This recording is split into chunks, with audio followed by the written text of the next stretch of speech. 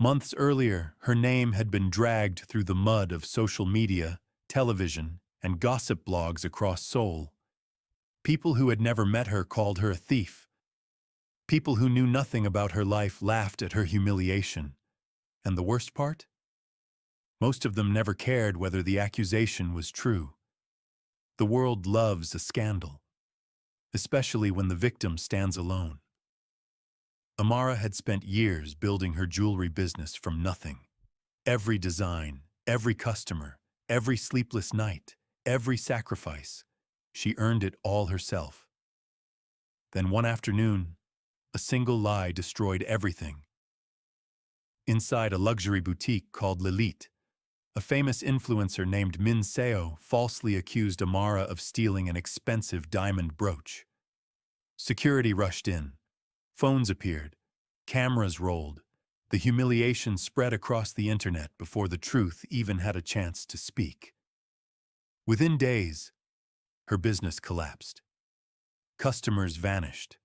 Contracts disappeared. Investors withdrew. Her studio was vandalized. Her reputation was shattered. Many people would have surrendered. Many people would have left Seoul forever. Amara almost did. But pain has a strange way of revealing strength. Instead of giving up, she rebuilt. Instead of seeking revenge, she focused on growth. Instead of becoming bitter, she became stronger. And fate rewarded her perseverance. The truth eventually surfaced. Hidden security footage proved she had been framed. The lies unraveled. The people responsible began facing consequences, and standing beside her through it all was Lee Ji-hoon, the powerful businessman whose life she had unknowingly saved years earlier, the man who became her greatest ally, and eventually, her husband. Now months had passed. The wounds had healed. The tears had dried. The woman who once walked out of Lilith in disgrace was about to return. But this time, everything was different. This time, she wasn't returning as a customer.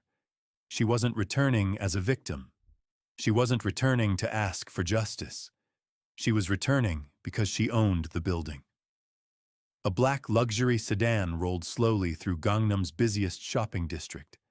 Its polished surface reflected the towering glass buildings surrounding it. Pedestrians glanced toward the vehicle with curiosity.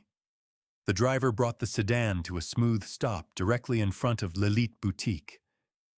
Inside the store, panic was spreading. Employees rushed between displays. Managers checked every detail. Flowers were rearranged. Glass counters polished. Luxury handbags adjusted. Nobody wanted to make a bad first impression. After all, the new owner was arriving. Nobody knew much about the mysterious investor who had recently purchased the entire property. Only that the new owner was wealthy. Very wealthy. And demanding a private inspection. Manager Han stood near the entrance with a confident smile. She adjusted her expensive blazer and checked her reflection in the glass doors. For years, she had controlled every aspect of the boutique. She knew how to impress important people. This inspection would be no different. At least, that was what she believed. Outside, the sedan's rear door opened. 2 security guards stepped out first. The sight immediately caught everyone's attention. Even Manager Han frowned. Why would a property owner need security? Then another figure emerged. The moment her shoes touched the pavement, time seemed to stop. Inside the boutique, several employees froze. One woman dropped a clipboard. Another gasped. Manager Han felt the blood drain from her face. No, it couldn't be. But it was. Amara Okoro stood before them, elegant, confident, unshaken. Gone was the broken woman they remembered. In her place stood someone entirely different. Someone powerful. Someone untouchable. Someone who no longer needed their approval. Amara slowly lifted her eyes toward the boutique. The same doors, The same windows, the same building. Months earlier, she had left those doors fighting back tears. Today, she felt nothing but calm, because she had already won. Without saying a word, she began walking toward the entrance. Behind her, the security guards followed at a respectful distance. Inside, fear spread through the staff like wildfire. And for the first time in a very long time, Manager Han realized she was no longer in control. The glass doors opened. Amara stepped inside. Silence immediately fell across the boutique. Nobody moved. Nobody spoke. The only sound was the soft click of her heels against the polished marble floor. Every employee was staring at her. Some recognized her instantly. Others only knew her from the scandal that had once dominated headlines. But all of them understood one thing. The woman standing before them was no longer the same person they had humiliated. Amara didn't rush. She didn't show anger. She didn't need to. True power never needs to announce itself. It simply arrives. Manager Han forced herself to smile. The expression looked painful, artificial, fragile. She stepped forward and bowed politely. "Welcome to l'Elite Boutique," she said, but her voice trembled. Amara stopped a few feet away. For several seconds, she simply looked at her. The same manager, the same face, the same woman who had watched her humiliation unfold without lifting a finger to stop it. Manager Han swallowed hard. "You," she whispered. The single word escaped before she could stop it. Amara offered a small smile, not a cruel smile, not a victorious smile. Just the smile of someone who no longer carried the weight of another person's opinion. "Yes," Amara replied softly. "It's me." The manager's hands began shaking. The employees exchanged nervous glances. Everyone remembered. Everyone. The memory returned like a storm. Months earlier, Amara had entered this same boutique wearing a simple business suit. She had been excited, hopeful, determined. Her jewelry business was beginning to grow, and she wanted to study luxury trends for inspiration. At first, everything seemed normal. Then Min Seo arrived. The famous influencer entered, surrounded by cameras and assistants. Every employee rushed to greet her. Every manager smiled. Every customer turned to look. Min Seo loved attention, and that day, she wanted more. Her eyes eventually landed on Amara, an ordinary woman, standing alone, easy to target, easy to humiliate. The accusation happened suddenly. A missing diamond brooch, a dramatic scream, a pointing finger. And before Amara could process what was happening, security was surrounding her. She remembered the confusion, the disbelief, the embarrassment. Most of all, she remembered the cameras, every phone recording her reaction, every stranger watching, every cruel comment waiting to be posted online. Back in the present, Amara continued walking through the boutique. The employees moved out of her way. No one dared stop her. Her fingers lightly brushed across the luxury fabrics hanging on display. Silk, cashmere, handcrafted designs. The same merchandise she had once been told not to touch. The same products employees claimed she couldn't afford. The memory would have hurt once. Now it only reminded her how far she had come. She stopped beside a display case. The reflection staring back at her looked strong, confident, successful, nothing like the woman who had left here in tears. Manager Han followed nervously behind her. Every step increased the tension. Every second felt heavier. Then Amara turned. Her eyes met the manager's. "I remember this place very well," she said calmly. The employees froze. No one dared interrupt. "I remember being judged before anyone knew my name. The manager lowered her gaze. I remember being called a thief. Silence. I remember people laughing. The words weren't spoken with anger. That somehow made them even more powerful. The guilt in the room became impossible to ignore, and as the memories of that terrible day returned to everyone present, a new realization began spreading through the boutique. The woman they once viewed as powerless now held complete control over their future.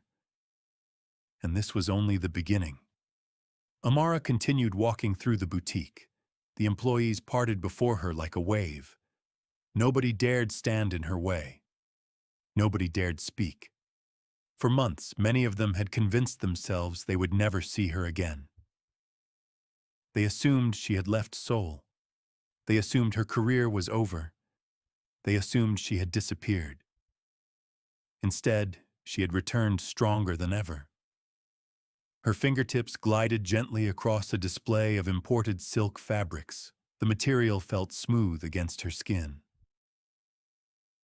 For a brief moment, she remembered another day.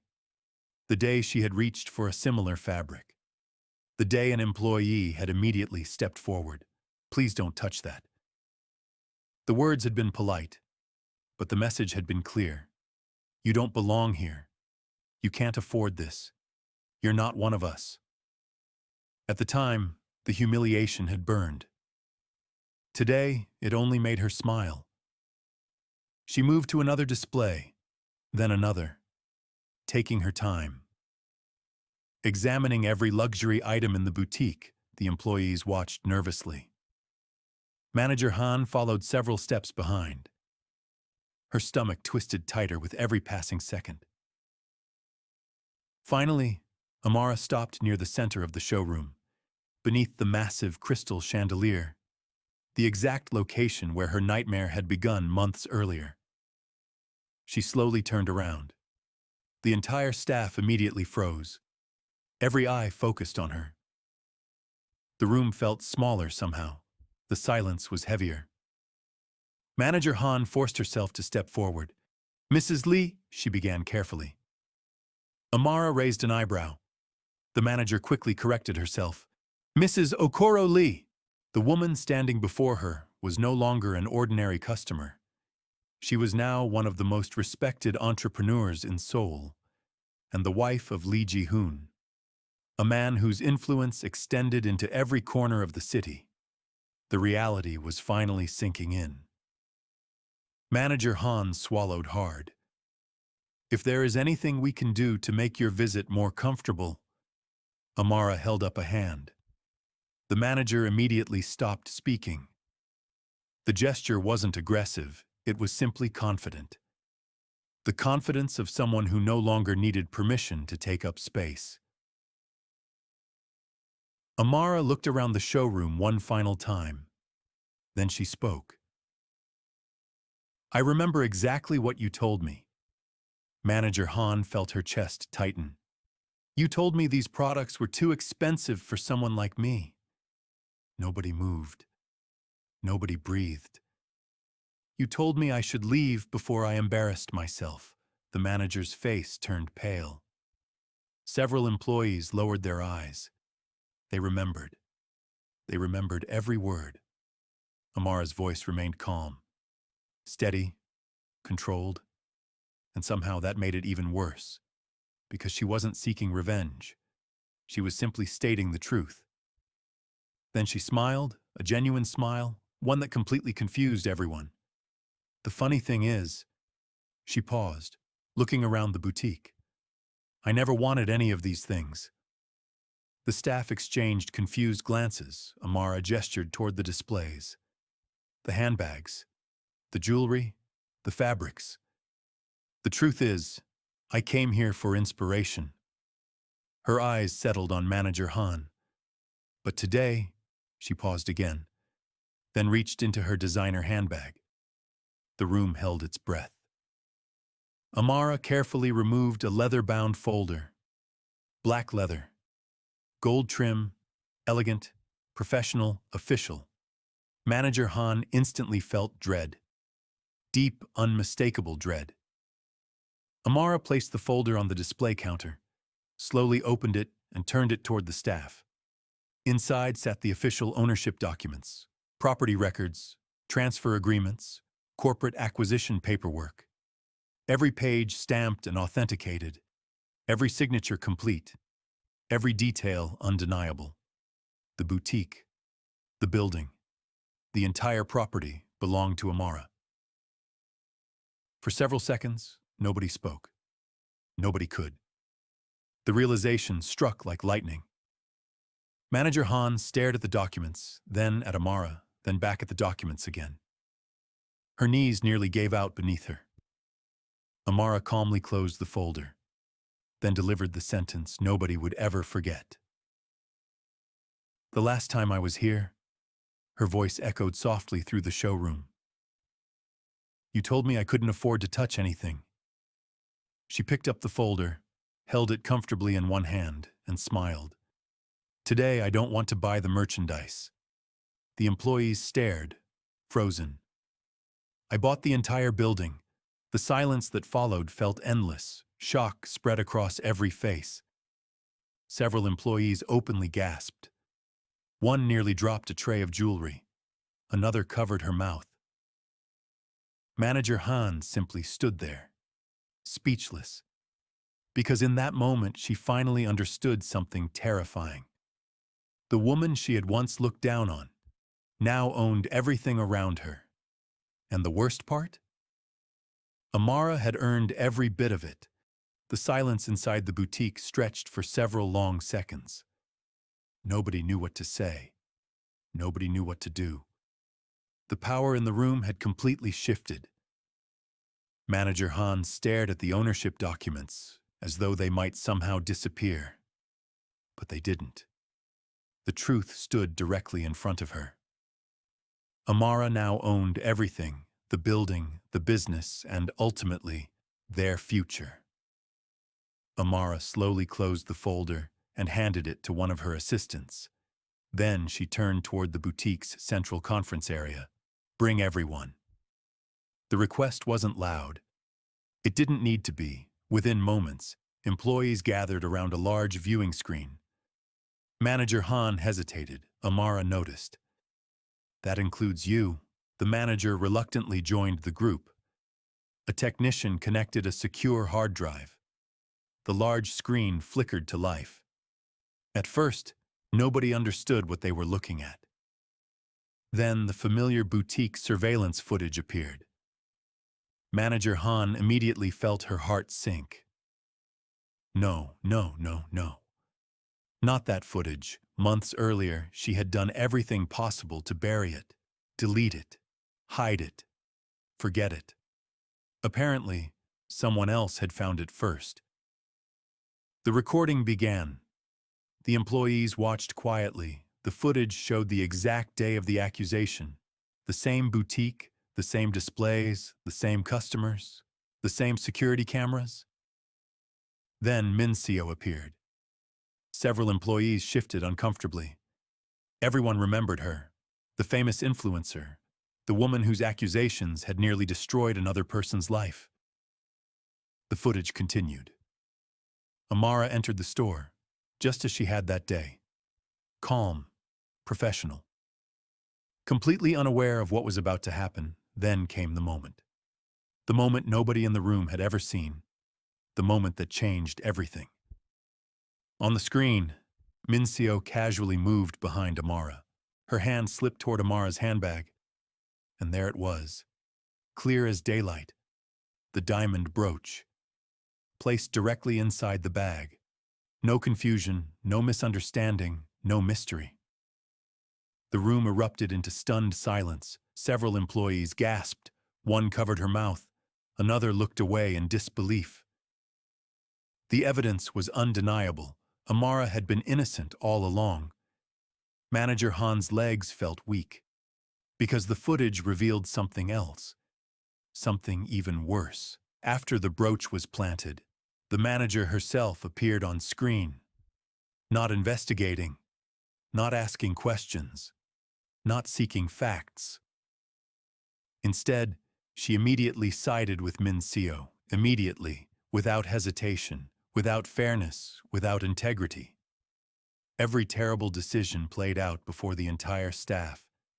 Every failure, every betrayal, every moment she chose popularity over truth. The footage finally ended.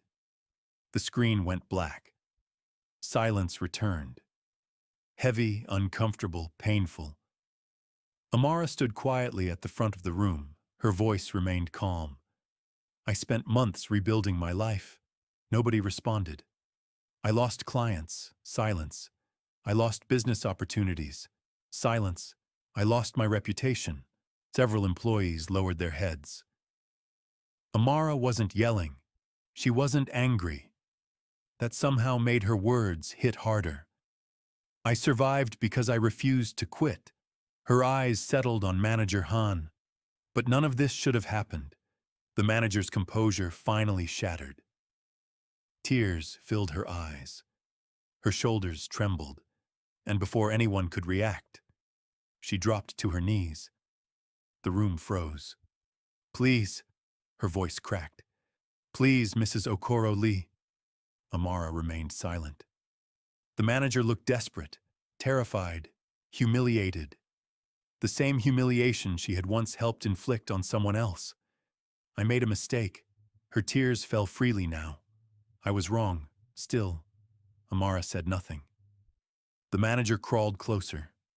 My family depends on this job. Her voice shook. My career, my future. Please don't do this. For a moment, nobody moved. The entire room waited for Amara's response.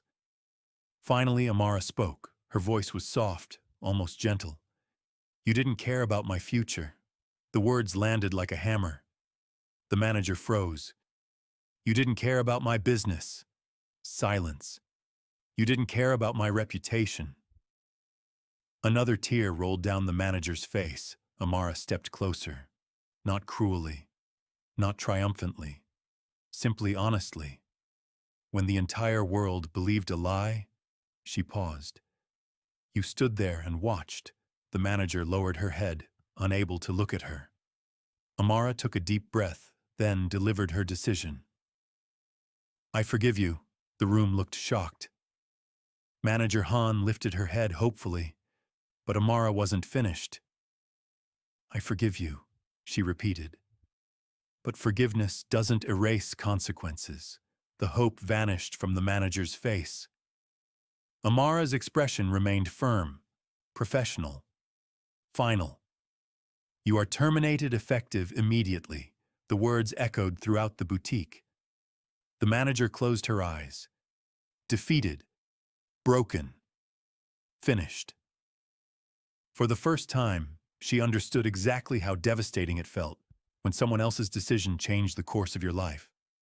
Only now, the consequences were finally hers to bear. The room remained silent after Amara's decision. Nobody argued, nobody protested. The evidence had spoken for itself. Manager Han sat frozen on the floor. For years, she had believed power belonged to people like Min Seo, people with money, people with influence, people who could destroy others without consequence. Now she understood how wrong she had been. Two security officers stepped forward. Neither looked angry. Neither looked pleased. They were simply doing their jobs. The same way they had done their jobs months earlier when Amara had been escorted from the boutique. The irony was impossible to ignore. Manager Han slowly rose to her feet. Her hands trembled. Her shoulders sagged. For the first time in years, she looked small, human, vulnerable. As the guards guided her toward the entrance, she paused. Her eyes drifted toward Amara, perhaps hoping for mercy, perhaps hoping this was all a nightmare. Amara simply met her gaze. Calm, steady, resolved.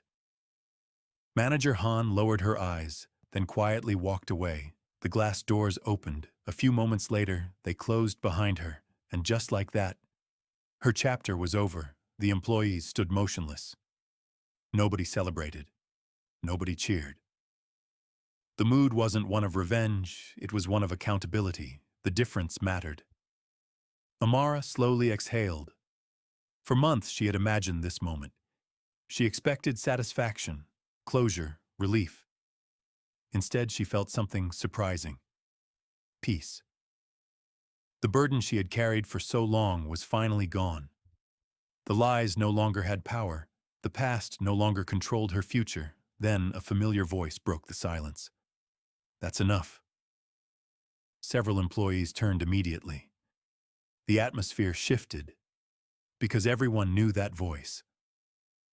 The glass entrance reflected a tall figure stepping forward from the shadows. Lee Ji-hoon. The room instantly became still. He wore a perfectly tailored black suit, his posture relaxed, his expression unreadable, yet there was no mistaking the authority he carried. Even those who had never met him recognized him immediately. The man whose influence reached across Seoul. The man many feared. The man who rarely appeared in public. Yet here he was, standing quietly behind his wife, supporting her, not leading, not controlling. Supporting, Ji-hoon's eyes found Amara immediately. For several seconds, neither spoke. They didn't need to. An entire conversation passed between them in silence, a conversation built on trust, on loyalty, on love. The corner of Ji-hoon's mouth lifted slightly, a rare smile, one reserved for very few people. And in that moment, everyone inside the boutique understood something important. Ji-hoon wasn't proud because Amara owned the building. He wasn't proud because she had won. He wasn't proud because she had become successful. He was proud because she had survived. Because when the world tried to break her, she refused to stay broken. Amara walked toward him. Their eyes never left one another. When she finally reached him, he quietly took her hand. No grand speech, no dramatic declaration, just a simple gesture. One filled with more meaning than words could ever carry. "You did well," Ji-hoon said softly. Amara smiled. "I know." For the first time that day, he laughed, a genuine laugh. The employees looked stunned. They had never imagined seeing a man like Lee Ji-hoon smile that way. Not for power, not for business, but for his wife. Several hours later, the boutique looked completely different. Display cases were being emptied. Luxury merchandise was carefully packed away. Old branding removed. Decorations taken down. The transformation had already begun. Employees moved throughout the building carrying inventory lists and storage crates. The old version of Lilith was disappearing piece by piece. Amara stood near the center of the showroom watching it happen. Months earlier, she had been thrown out of this space. Now she was rebuilding it. The symbolism wasn't lost on her. Ji-hoon joined her beside one of the empty display cases. "Any regrets?" he asked. Amara glanced around the room, then shook her head. Not one. The answer made him smile. Outside, workers continued loading trucks. Inside, walls were being measured. Blueprints spread across tables. Architects moved through the space, discussing ideas. Excitement slowly replaced tension. Possibility replaced pain. For the first time, the building felt alive. One of the lead designers approached.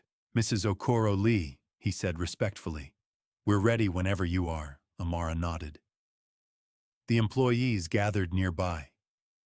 Curious, nervous, interested. Everyone wanted to know what came next. Amara stepped forward. She looked around the nearly empty boutique, then spoke. This place was built on appearances, her voice carried throughout the showroom. Popularity, status, influence. She paused. And look where that got it. Nobody argued, nobody could. Amara smiled softly. "But we're going to build something different." The room grew quiet. Something hopeful had entered the air. something new. She turned toward the architects, then toward Ji-hoon, and finally toward the employees. This won't be a boutique for influencers. She gestured toward the empty space. It won't be a place where people are judged by what they wear, or where they come from, or what they look like. The employees listened carefully. This building will become the Okoro-Lee Goldsmith studio. Several people exchanged surprised looks. Amara's eyes brightened. A place where talent matters. A place where craftsmanship matters. A place where people are respected. For the first time that day, genuine excitement spread throughout the room. The old boutique was gone. Its story had ended. But something far greater was about to begin, and this time, Amara would be the one writing the story. The weeks that followed were some of the busiest of Amara's life. Every morning began before sunrise. Every evening ended long after dark. The transformation of the boutique had officially begun. Walls were removed. Floors were replaced. Old displays disappeared. The entire building became a construction zone filled with architects, designers, contractors, and craftsmen. Yet despite the chaos, Amara loved every moment of it. Because for the first time, she wasn't building someone else's vision. She was building her own. The Okoro-Lee Goldsmith studio would represent everything she believed in. Honesty, craftsmanship, excellence, respect, values that had been missing from the boutique's previous leadership. Blueprints covered conference tables. Samples of marble, wood, and precious metals filled entire rooms. Amara personally approved every design choice. Nothing was left to chance. Ji-hoon often found himself standing quietly in the background watching her work. The determination in her eyes fascinated him. She wasn't motivated by revenge anymore. She wasn't trying to prove anyone wrong. She simply wanted to create something meaningful, something lasting. One afternoon, as construction crews installed the final display cases, Amara stood in the center of the nearly completed studio. Sunlight poured through the floor-to-ceiling windows. For a moment, she simply looked around. Months ago, this place had represented her greatest humiliation. Now it represented her greatest achievement. Ji-hoon walked beside her. "You did it," Amara smiled. "We did it," he squeezed her hand. And for a brief moment, they simply admired what they had built together. Weeks later, opening day finally arrived. The entire district buzzed with excitement. Luxury cars lined the street. Journalists gathered outside. Business leaders arrived from across Seoul. Fashion designers, collectors, janteen, investors, industry experts. Everyone wanted to see the new Okoro-Lee Goldsmith studio. The same street that once whispered about Amara now celebrated her success. Large floral arrangements decorated the entrance. Elegant lighting illuminated the building. The studio looked breathtaking. As guests entered, they immediately noticed the difference. This wasn't merely a jewelry store. It felt like an art gallery, a creative sanctuary, a place where craftsmanship was celebrated. Every display told a story. Every piece reflected passion. Every detail reflected Amara's journey. At the entrance, a gold ribbon stretched across the doorway. The crowd gathered, cameras flashed. Excitement filled the air. Amara stepped forward, elegant, confident, radiant. Ji-hoon stood beside her.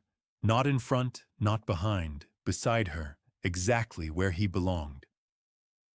The crowd applauded as Amara lifted the ceremonial scissors.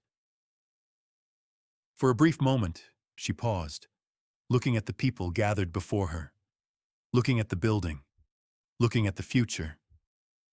Then she cut the ribbon. The crowd erupted into applause. Cheers echoed throughout the street, and just like that, the Okoro-Lee Goldsmith studio officially opened its doors. Later that evening, hundreds of guests filled the showroom. Champagne glasses sparkled beneath crystal chandeliers. Conversations filled the room. Laughter replaced the silence that once haunted the building. Eventually, the music softened. The crowd quieted, and all eyes turned toward Amara. She stepped onto a small stage near the center of the studio. A microphone waited. For a moment, she simply looked around, at the guests, at her employees, at her friends, at her husband. The room fell completely silent. Then Amara began to speak. There was a time when I believed my story was over. The crowd listened carefully. There was a time when I thought one lie had destroyed everything I worked for. Several people lowered their eyes, remembering. But life has a funny way of surprising us. A small smile appeared on her face. I learned something important during the hardest period of my life. She paused. Your value does not decrease because someone fails to see it. The words settled over the audience. Powerful. Simple. True. Amara continued. The people who tried to humiliate me taught me something unexpected. The crowd listened closely. They taught me the importance of dignity. They taught me resilience. They taught me that no matter how dark things become, the truth eventually finds its way into the light. Applause began spreading throughout the room, growing louder, growing stronger. Many guests stood, then more, until the entire room rose to its feet, a standing ovation. Not for her success, but for her journey. Amara looked toward Ji-hoon. Their eyes met, and she knew none of this would have been possible without him. Later that evening, long after the celebration ended, the city grew quiet. The final guests departed. The lights inside the studio dimmed. Amara and Ji-hoon stood together on the rooftop, overlooking Seoul.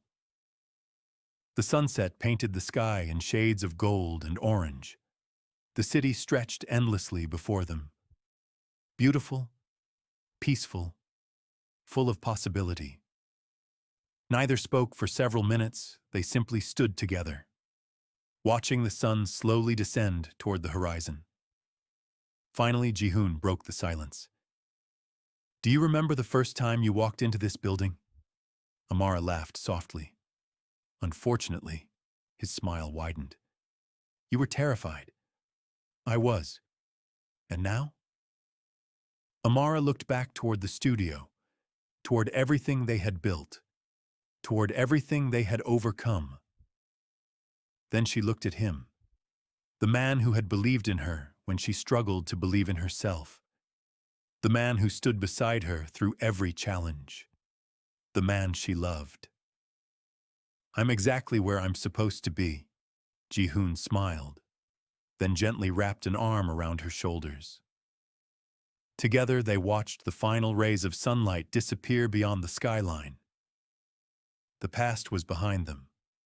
The future was waiting, and for the first time in a very long time, everything felt right. Several months later, Gangnam looked very different, or perhaps it was Amara who had changed. The same streets she once walked with uncertainty now felt familiar. The same district that once whispered rumors about her now spoke her name with admiration. The same people who had once doubted her now pointed toward the Okoro-Lee Goldsmith studio as an example of excellence. Success has a way of changing conversations. One bright afternoon, Amara stepped out of the studio and onto the sidewalk. No cameras followed her. No reporters chased her. No security rushed around her. For the first time in years, she simply enjoyed the moment. The street bustled with life. Luxury shoppers moved between boutiques. Business owners greeted customers. Tourists stopped to admire storefront displays. It looked ordinary, but to Amara, it felt extraordinary. Because she remembered exactly what this street used to feel like. She remembered walking here after the scandal, head lowered, heartbroken, listening to strangers whisper as she passed, feeling like she didn't belong, feeling like the entire city had turned against her. Back then, every step felt heavy, every glance felt judgmental, every day felt like a battle. Now things were different. A young jewelry student approached nervously. "Mrs. Okoro-Lee?" Amara turned and smiled. The young woman looked excited, hopeful, inspired. "I just wanted to thank you." Amara tilted her head slightly. "For what?" The student smiled. "For proving that people like me can succeed." The words caught Amara off guard. The young woman continued. "When everything happened, I thought your career was over."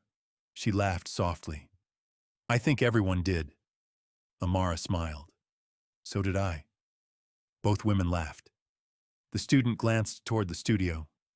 "It's beautiful. Thank you. I want to design jewelry someday too." Amara's eyes softened. "Then start today." The student looked surprised. "Today? Not tomorrow, not next year. Not when you feel ready." Amara smiled warmly. "Dreams don't wait for perfect timing." The young woman nodded, clearly emotional. After thanking her again, she walked away. Amara watched her disappear into the crowd, and for a moment, she saw herself. The ambitious young woman who had arrived in Korea carrying nothing but determination and hope. A voice interrupted her thoughts. "You're inspiring people now." Amara turned. Ji-hoon stood beside her. His hands were casually tucked into his pockets. His expression relaxed. She smiled immediately. "And whose fault is that?" He laughed. "I knew you'd blame me." She slipped her hand into his. Together they began walking down the street. People recognized them. Some waved, others smiled respectfully. Nobody whispered. Nobody mocked. Nobody looked down on her. Because respect cannot be stolen. It must be earned, and Amara had earned every bit of it. As they continued walking, Ji-hoon glanced around. "You know."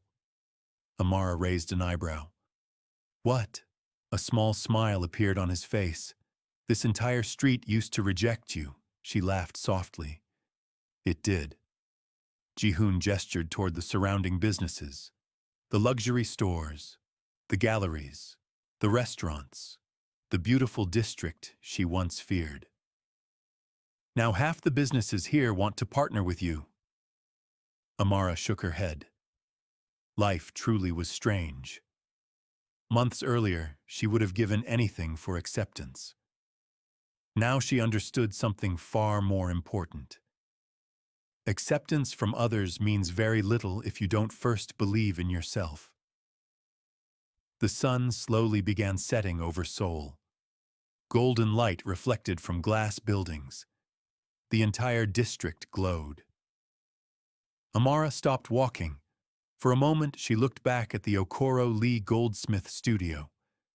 The building stood proudly among the most prestigious businesses in the city. A symbol of resilience. A symbol of second chances. A symbol of truth. Ji-hoon squeezed her hand gently. "What are you thinking about?" Amara smiled. "The beginning." His expression softened. Then she looked toward the future and the fact that we're only getting started. Together, they continued walking toward the sunset, not as victims, not as survivors, but as people who had transformed pain into purpose, people who refused to let others define their worth, people who chose courage when surrender would have been easier. The world once tried to bury Amara Okoro beneath lies, but they forgot something important. You can't bury a diamond. You can only hide it until it's ready to shine. And now, The woman they once rejected stood at the top of the very street that tried to cast her out. Not because she sought revenge, not because she sought power, but because she never gave up. And in the end, that made all the difference. Sometimes justice isn't watching your enemies fall. Sometimes justice is standing where they said you'd never belong, living the life they said you'd never have, and smiling because you proved them wrong. Amara Okoro didn't just reclaim her reputation, she reclaimed her story. This has been a story of unspoken loyalty and the power of the truth. If you enjoyed this journey into the Afro-Korean Mafia universe, make sure to like and subscribe for more epic tales of love and betrayal. We have many more stories to tell, so hit that notification bell and come back for the next chapter. Thank you for watching, and we'll see you in the next one.